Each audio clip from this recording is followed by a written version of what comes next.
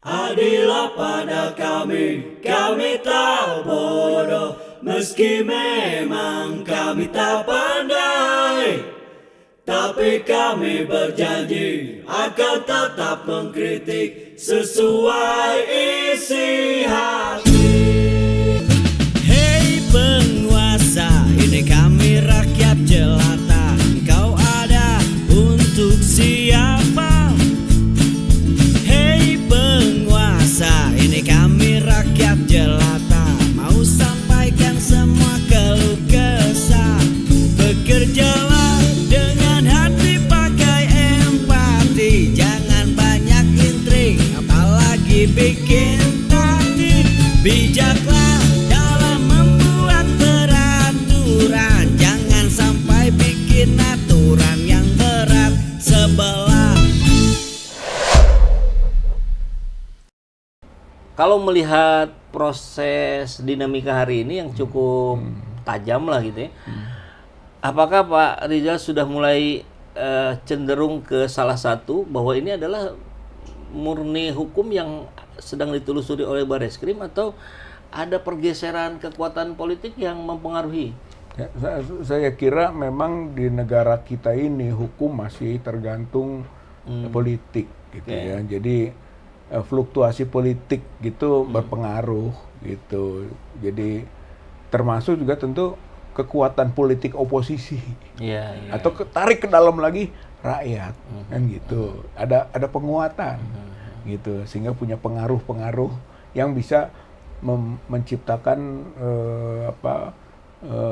pergeseran politik gitu. Bisa saja terjadi. Nah, Sebenarnya yang sedang kita harapkan tuntut itu adalah Pak Prabowo sebagai presiden baru kan gitu, yang melepaskan atau mendorong gitu kan proses ini berjalan fair. Sebetulnya yang kita butuhkan fairness-nya gitu. Jadi tidak lagi langsung ikut campur, menghalangi, melindungi gitu. Nah, itu yang kita harapkan, dan sudah diberi sinyal juga bahwa posisi Pak Jokowi khususnya dalam konteks ijazah ini rawan dan lemah. Kalau dilindungi, siapa yang melindunginya ikut lemah, seperti bersandar di batang yang tidak punya akar gitu. Sandarannya jatuh, ikut jatuh gitu. Jadi ini rasionalnya harus dipertimbangkan.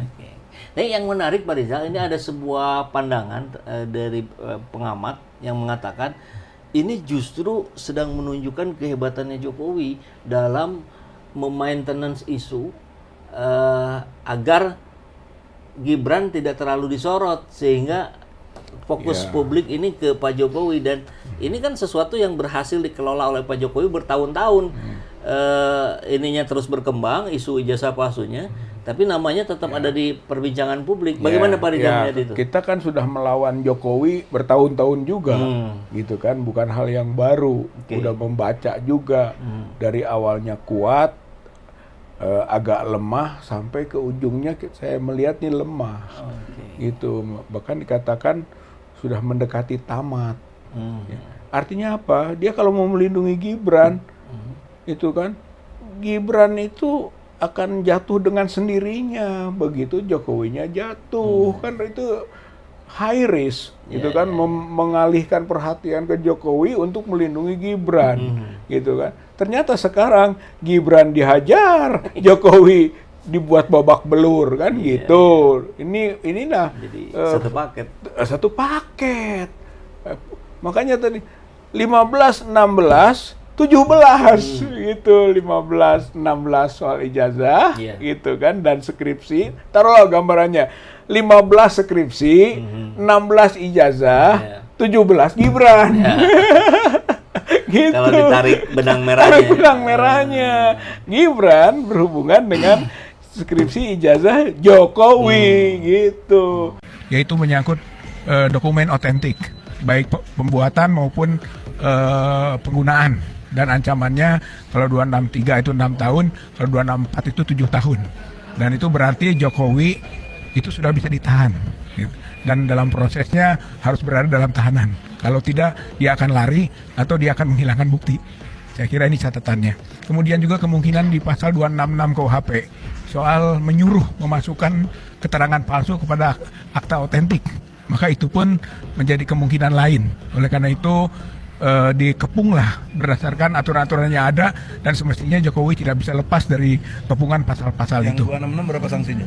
Yang 266 itu 6 tahun. 6 tahun. Ya. Sampai akhir mana kasus ijazah palsunya Jokowi? Nah, hari ini kita sesungguhnya ini tahap yang keempat. Karena tahap pertama tahun 2021, kemudian tahun 2022 sampai tahun 2023 itu tahap 2 dan 3. Tahap 2 terjadi di Pengadilan Negeri Solo lewat proses pidana sampai putusannya inkrah.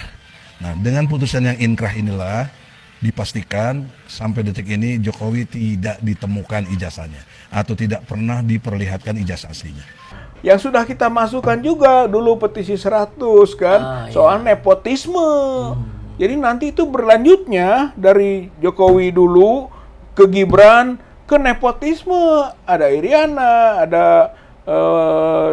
Anwar Usman, ada Bobby, ada juga sampai nanti ke Kaesang gitu kan. Akan terus merembek, itu tahap berikutnya. Untuk diingatkan lagi ke publik, yang dilaporkan oleh petisi 100 itu tentang apa dan kemana, Pak? Ya, itu nepotisme. Nepotisme itu delik gitu kan. Delik nepotisme yang melanggar undang-undang KKN. Itu pemerintahan yang bersih gitu kan, dari KKN. Itu pasal 22. Nepotisme gitu. Ada itu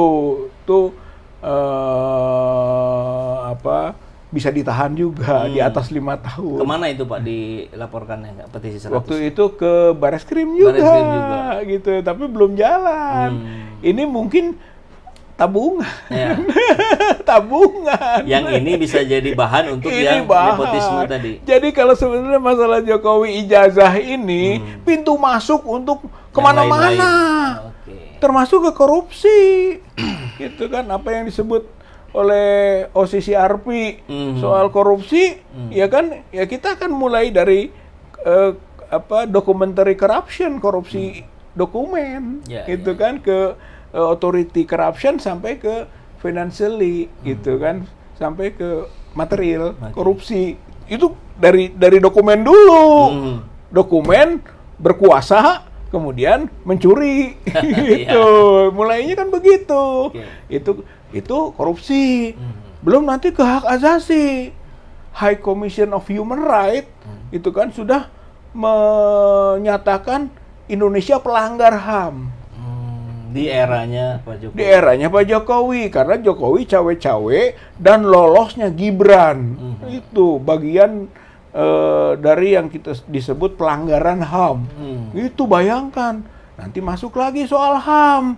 Kan gitu, sampai ke kilometer 50, ke Kanjuruhan, ke tewasnya 800 petugas pemilu. Itu dibongkar lagi. Jadi kalau orang sekarang sangat mungkin. Jadi kalau ada orang teriak hukum mati, itu hukum maksimal.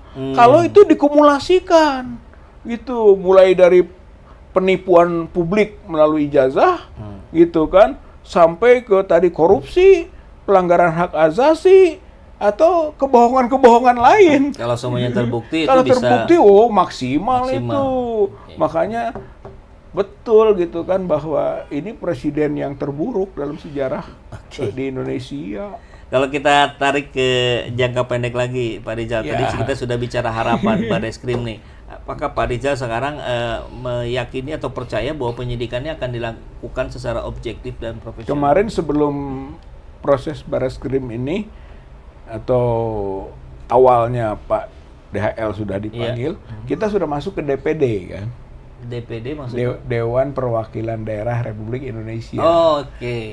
Untuk mengawal gitu. Jadi proses ini sudah kita masukkan poin-poinnya. Bertemu Pak Tamsilindrung, Wakil Ketua DPD, ya kan.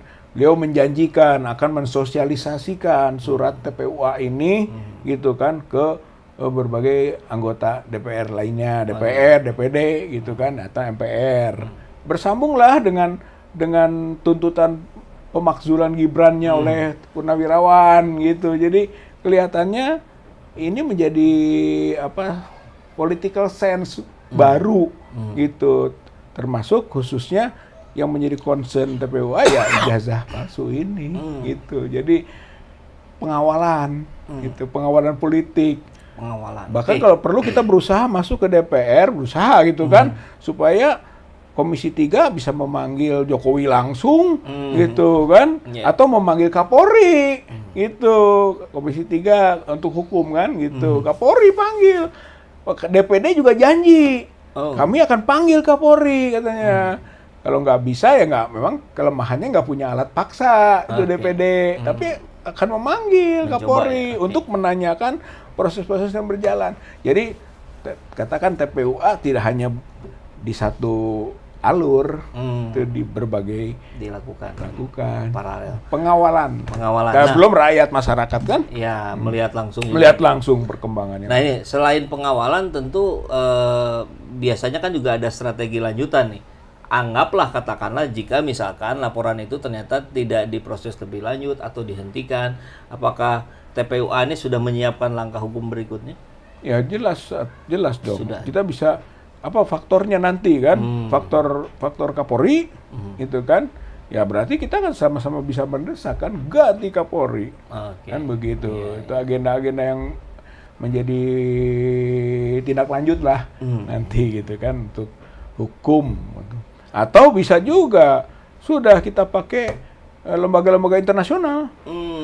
Misalnya ini dugaan palsu ini, bawa saja ke lembaga riset internasional, gitu kan, di Eropa atau di Amerika di mana, lalu mereka meneliti dan menyimpulkan hal yang sama dengan Rismond, sama dengan Dr. Roy, kan bisa saja kan kesimpulan. Tapi itu tidak akan dulu dilakukan? Nggak dulu lah. Nggak bersamaan gitu misalkan? Ini kita akan coba dulu. Tapi itu juga menjadi bagian pikiran agenda-agenda kita gitu ya. Kalau nggak mau bangsa ini malu, tidak mampu mengatasi masalahnya sendiri, ya sudah artinya masalah ini menjadi perhatian dunia. OCCRP tadi contoh, itu kan Jokowi adalah finalis tokoh dunia terkorup, masukkan begitu, itu kan jelek Indonesia ini. Belum lagi tadi Indonesia pelanggar HAM menurut High Commission of Human Rights internasional tuh. Nyambung ini soal ini. Sekarang soal kepalsuan dokumen, mungkin ada statement nanti dunia atau lembaga dunia makin hancur Indonesia gitu. Ini tantangan buat para pemimpin bangsa kita yang sekarang sedang dipercaya gitu kan, mau hancur negara ini oleh satu orang gitu kan, atau kita biarkan setiap perilaku harus punya kepastian hukum, dan kalau dia melanggar hukum ada sanksi hukum gitu, Kang Epul.